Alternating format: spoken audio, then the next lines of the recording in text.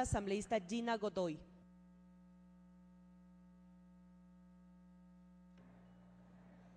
Asambleístas, compañera presidenta, buenas tardes. Hace poco más de un año en este mismo pleno recibimos a las víctimas y a los familiares de las víctimas que constan sus nombres en el informe de la Comisión de la Verdad. Y de manera reiterada y muy clara daban cuenta justamente de las secuelas de dolor y de los cuadros que fueron testigos, pero que sobre todo del dolor provocado ante la pérdida y asesinato de sus familiares. Dolor que no desaparecerá con la vigencia de esta ley. Dolor que no lograremos reparar, aún cuando la votación sea unánime. Como decía el compañero, los muertos no van a desaparecer, el dolor, el terror sembrado en estos gobiernos no van a desaparecer.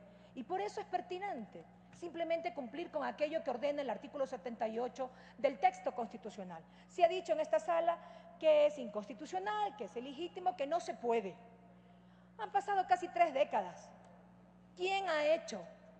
¿Quién ha puesto la voluntad política para lograr señalar estas responsabilidades que se han querido ocultar? Algunos dictadores ya están bajo tierra y ojalá que estén en el infierno, así como lo dijo una de sus mismas integrantes del partido político. Pero es fundamental resaltar que en esta ley tenemos que procurar a las víctimas sobrevivientes, a sus familiares, condiciones particulares de protección especial como obliga el texto constitucional. Implementar mecanismos de reparación integral y atender fundamentalmente con esta unidad que se tiene que implementar en la Defensoría del Pueblo, el lograr el conocimiento de la verdad, los nombres y apellidos de esos responsables de estos execrables delitos, de estas prácticas de tortura, de estas prácticas de atentado a la integridad sexual de nuestras propias compañeras, mujeres sobrevivientes también, valientes para contarlo frente a una sociedad que cuestiona y que descalifica el testimonio de las víctimas.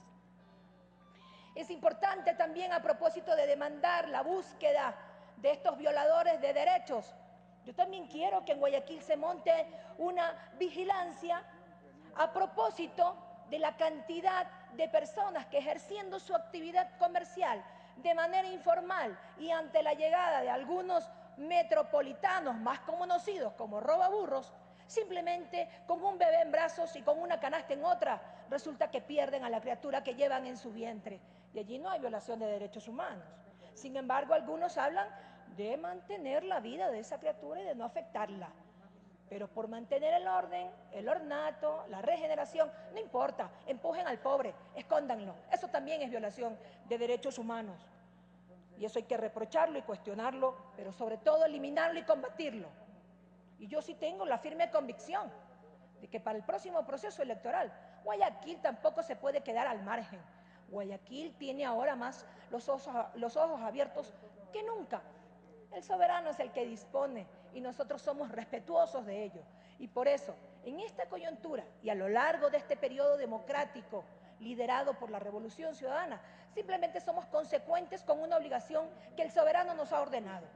Y es justamente reivindicar esas malas prácticas y como Estado asumir y reconocer esta vulneración de derechos y procurar las condiciones suficientes para que una entidad que tiene la responsabilidad de precautelar los derechos humanos en el Ecuador acompañe y garantice una reparación integral a las víctimas y a los familiares de las víctimas que bordean las 1000 personas.